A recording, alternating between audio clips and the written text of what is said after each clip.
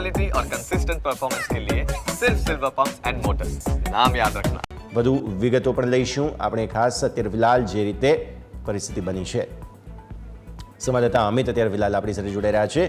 અમિત સાથે વાત કરીએ. અમિત, જે રીતે પત્ર લખવામાં આવે છે, ખુદ ધારાસભ્યએ પત્ર લખ્યો છે અને સીસી રોડની માગણી કરવામાં આવી રહી છે. સીસી રોડ આવવાથી શું ફરક પડી શકે, પત્રમાં શું ઉલ્લેખ છે?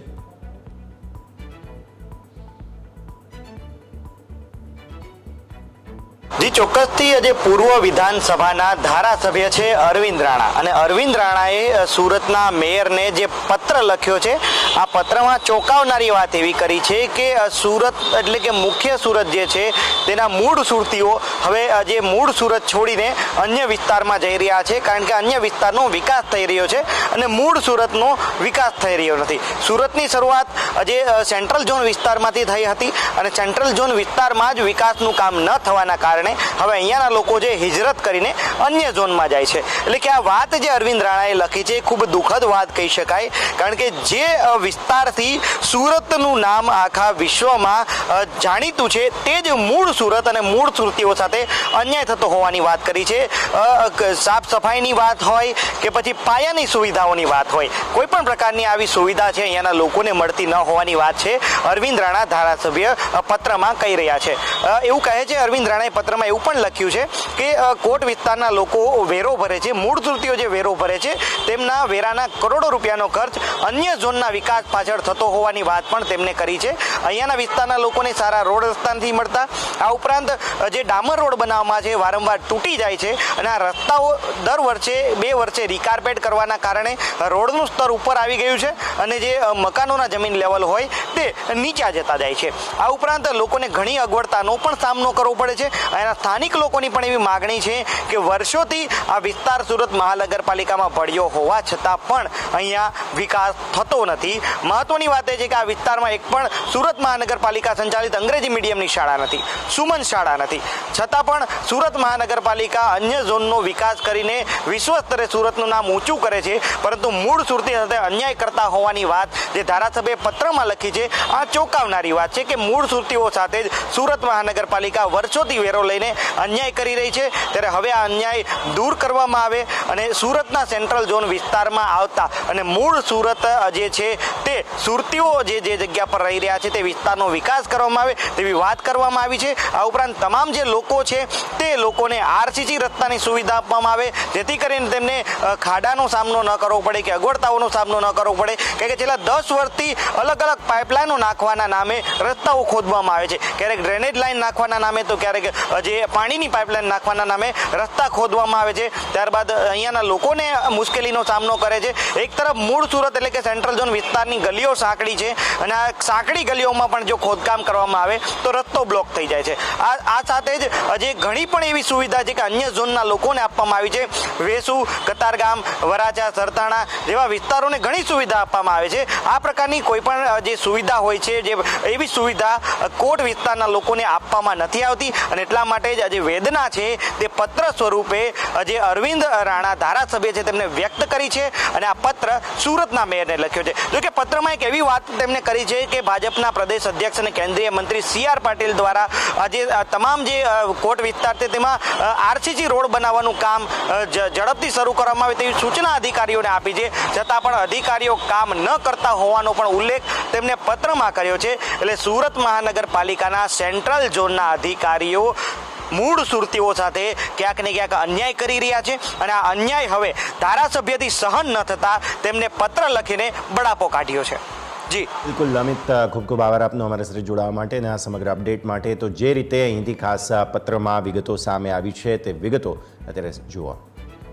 વિધાનસભાના ધારાસભ્ય અરવિંદ રાણા સુરતના મેયરને પત્ર લખવો પડ્યો છે. પૂર્વ વિધાનસભા વિસ્તારના જે રસ્તાઓની કામગીરીના કારણે લોકો હિજરત કરી રહ્યા હોવાની વાતનો ઉલ્લેખ આ પત્રમાં કર્યો છે અને જે ખૂબ ચોંકાવનારી વાત છે. ધારાસભ્ય સાથે વાત કરીશું. સાહેબ, પત્ર લખ્યો છે ને હિજરતની પણ વાત કરી છે, શું કહેશો, કઈ રીતની એવી કામગીરી છે કે આપે મેદાને ઉતરવું પડ્યું અને ખુદ મેયરને પત્ર લખવો પડ્યો? સુરત શહેરનો સેન્ટ્રલ ઝોન એટલે કે મૂળ સુરતીનો વિસ્તાર તળ સુરત અને કોટ વિસ્તાર ગણાય અને આ કોટ વિસ્તારમાં વર્ષોની એટલે કે સુરત મહાનગરપાલિકા તો હમણાં થયું છે, પરંતુ તે પહેલાં નગરપાલિકા, એ પહેલાં બરો નગરપાલિકા અને ત્યારથી જે રસ્તા છે એ રસ્તા ડામરના રસ્તાને હોવાને લીધે આ રસ્તાઓ તૂટી જાય, રસ્તાઓને રિપેર કરવા પડે, એમાં પેચવર્ક કરવું પડે. દર 2 કે 3 વર્ષે આ રસ્તાઓને કાર્પેટ કરવા પડે, રીકાર્પેટ કરવા પડે. એટલે આટલા વર્ષો પછી પરિસ્થિતિ એવી થાય છે કે સેન્ટ્રલ ઝોનના જે રસ્તાઓ છે, રસ્તાઓની ઊંચાઈ વધી ગઈ ને લોકોના મકાનો નીચા થઈ ગયા. અને છેલ્લા 10 વર્ષથી સુરત શહેર સેન્ટ્રલ ઝોનમાં પાયાની સુવિધાઓ, ડ્રેનેજની લાઈનો, પાણીની લાઈનો નવી નાખવાની કામગીરી ચાલે છે. કારણ કે જૂની જે લાઈનો છે એ લાઈનોમાં તકલીફો થતી, લોકોની ખૂબ ફરિયાદો હતી. એ ફરિયાદો દૂર કરવા માટે છેલ્લા 10 વર્ષથી આ કામગીરી ચાલે છે. મેટ્રોની કામગીરી પણ ચાલે છે.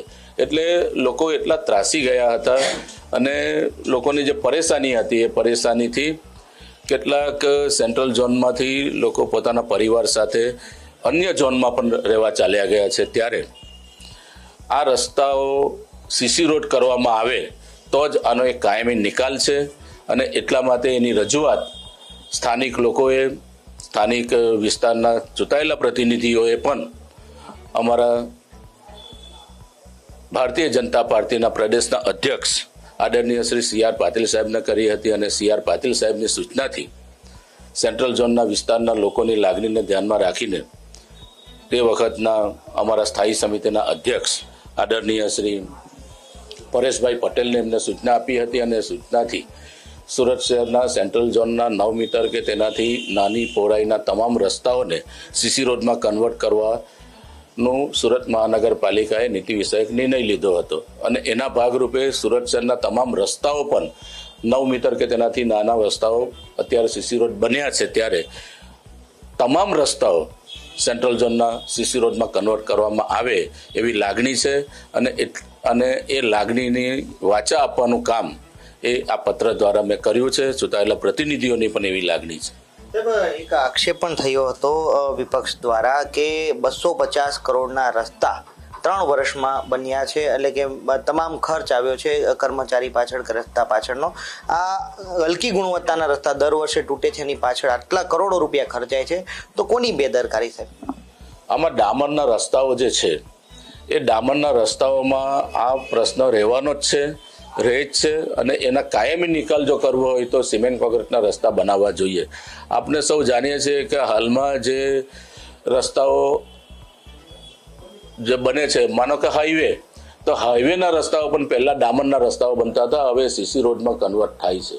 તો ધીમે ધીમે જો નાનાનો સ્કોપ વધે અને સંસ્થા પાસે જો નાનાની ઉપલબ્ધતા હોય તો તમામ રસ્તાઓ જો CC રોડ બનાવવામાં આવે તો આનો કાયમી આ નિકાલ છે. મૂળ સુરતીઓ આ સુરતનો જૂનો વિસ્તાર કહેવાય ને મૂળ સુરત જ કહી શકાય, એ છોડી રહ્યા છે. કેટલી ગંભીર બાબત?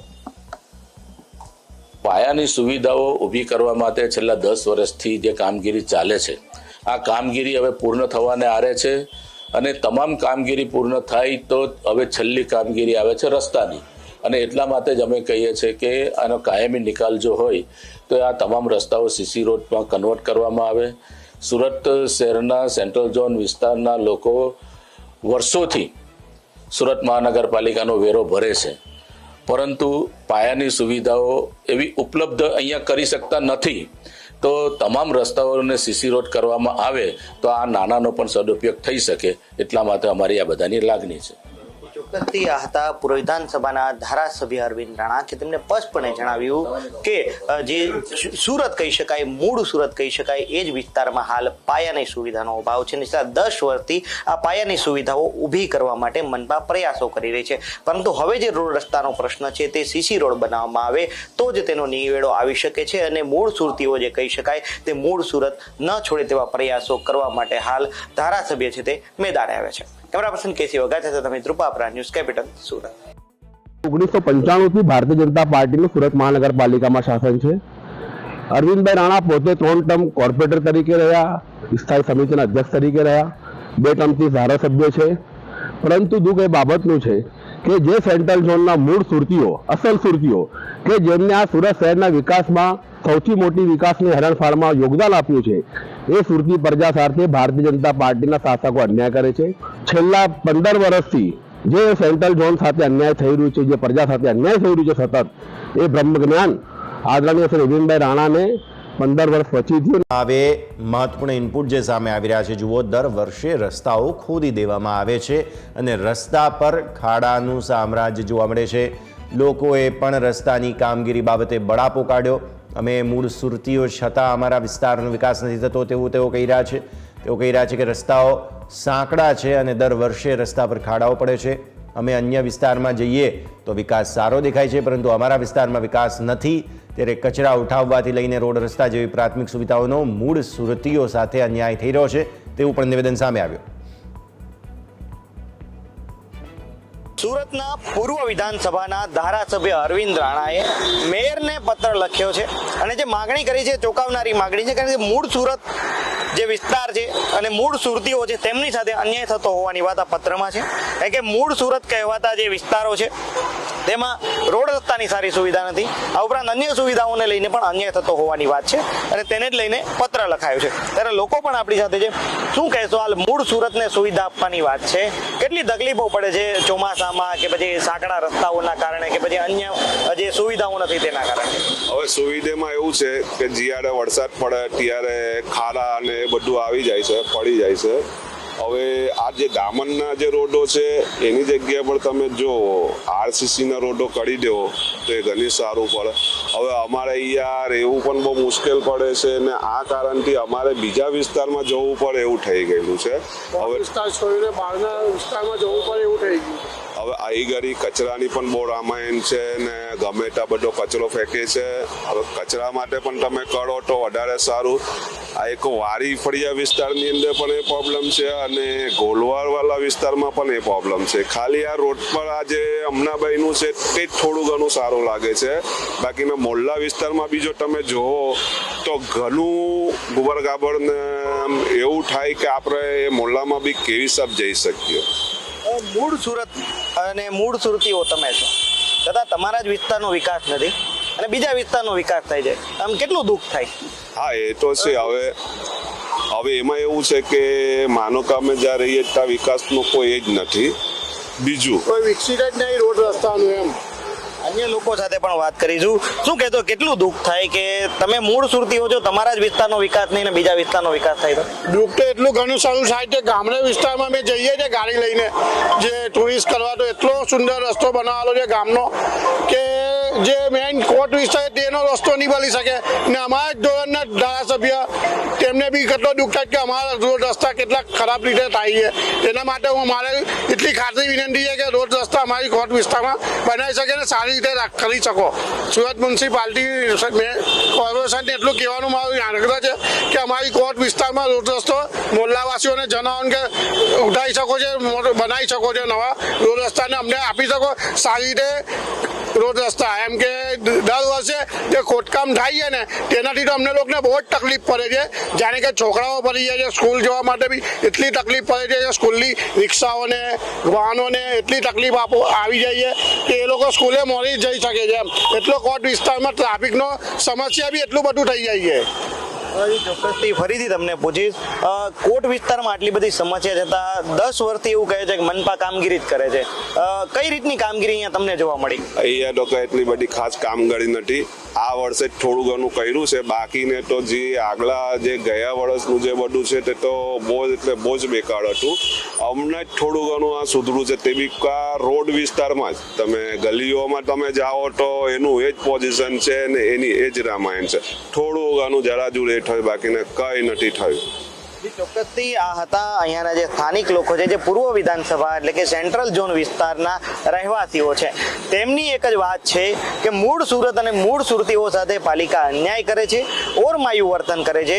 સુરતના અન્ય જે ઝોન છે, કતારગામ ઝોન હોય, વરાછા ઝોન હોય કે પછી અઠવા ઝોન હોય, તમામ વિસ્તારો ખૂબ જ વિકસિત થયા છે, ખૂબ સારી સુવિધા મળી છે. પરંતુ સેન્ટ્રલ ઝોન એટલે કે મૂળ સુરત કે જ્યાંના મૂળ સુરતીઓ છે, જે સુરતીઓએ આજે શહેર જે આખું આખું સુરત જે દેશમાં જે પ્રખ્યાત થયું છે તેમાં જ મૂળ સુરતીઓનો વિસ્તાર ત્યાં જે વિકસિત નથી.